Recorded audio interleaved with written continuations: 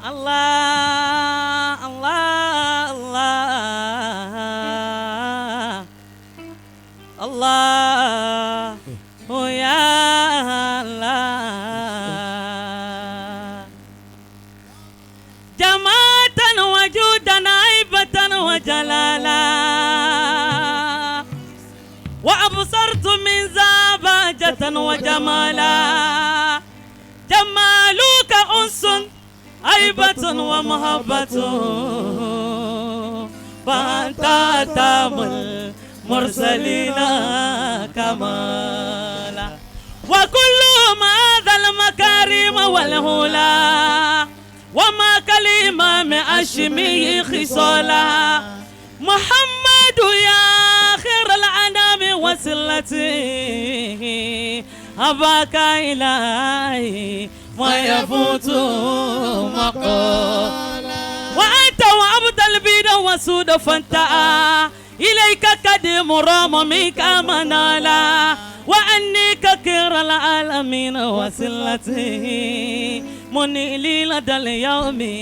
رهيبي نوالا وتيمني حبي كسرت مجمجما على البار واجي وأروم وصالا فقدرت أوطاني وآلي وأسرتي أجوب فلا لم لم لم لم لم لم لم لم أسكتت كلا بكونك دورا أو بيوفي ومرتا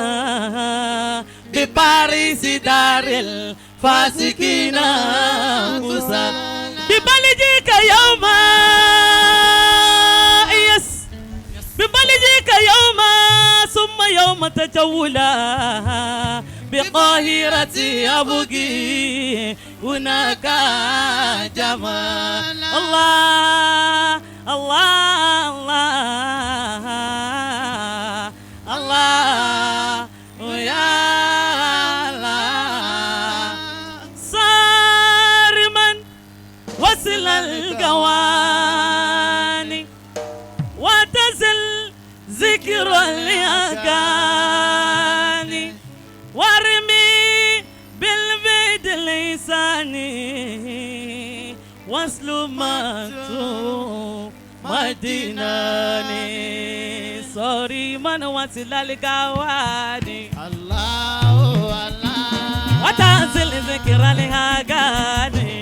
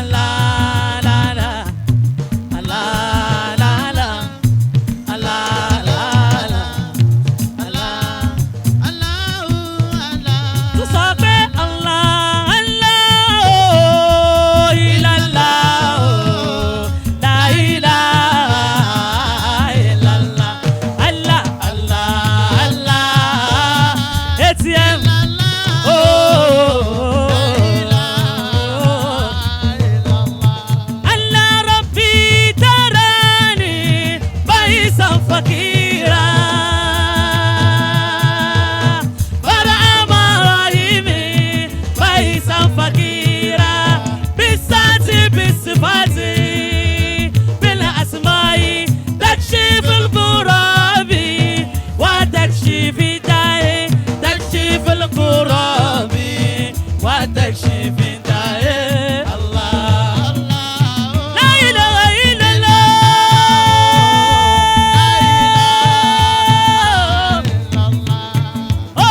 بالمصطفى بمجمع الشهود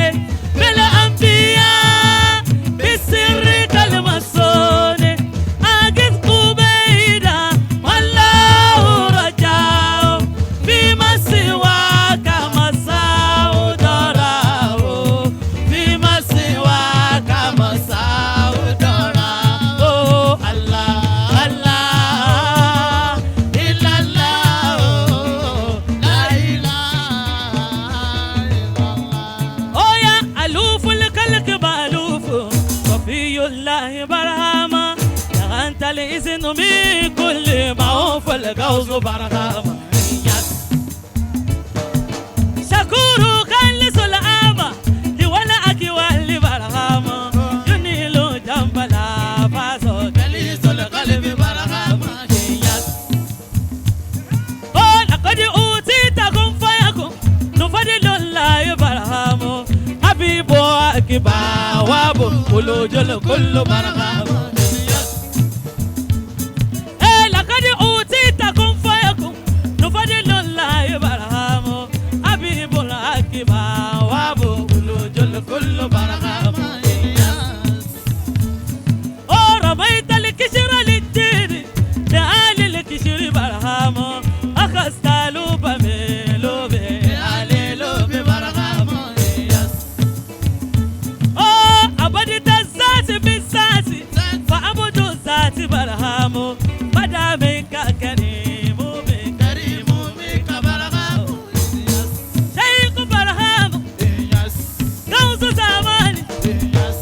كتب رباني سر أسراري عين رسول عين رسول عين رسول عين رسول أتي يا منابي أتي يا مستيرس 2026 أتي شيلايو كادليلايو فالو سودة لالا برهامة لالا برهامة go to La Mecca go la Safa Marwa go la Nabi Sheikh Barhama Sheikh Barhama oh Sheikh Barhama la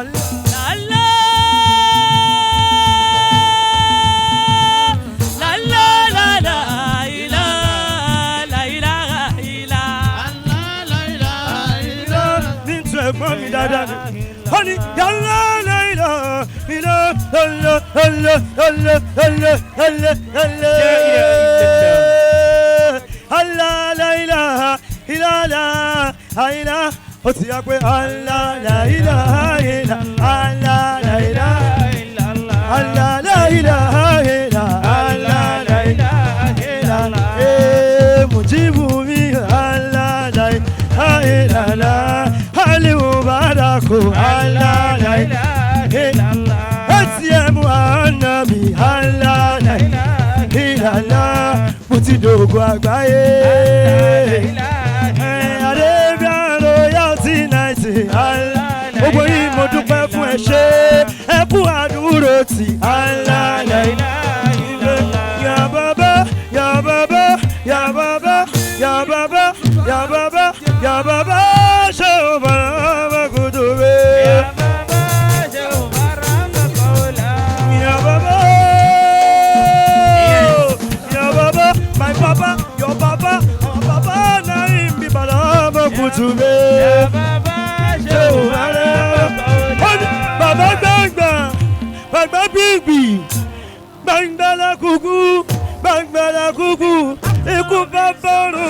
Terbe Baba Ya Baba Shobara Kudube Ya Baba Shobara Kudube Ya Sheikh Ibrahim Magauzo Lele Warakizini Bigeze Kamale Munata Beleka Menjo Ne Fadele Kala Uwa Elole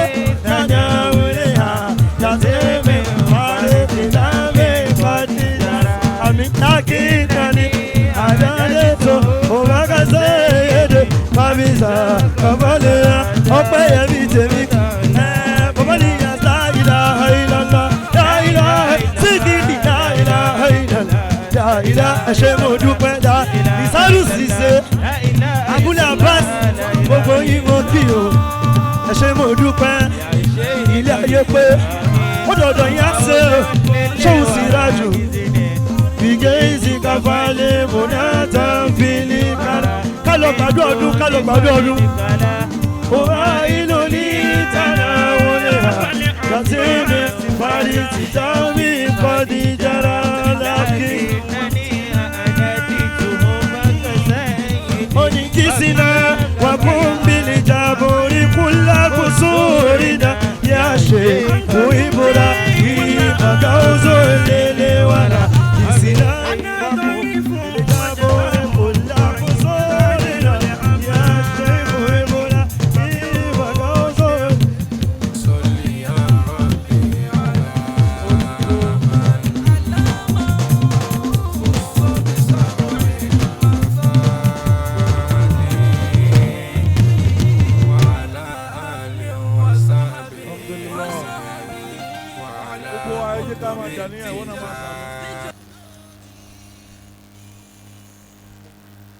Soni ko wa kakavati ya salatul fati.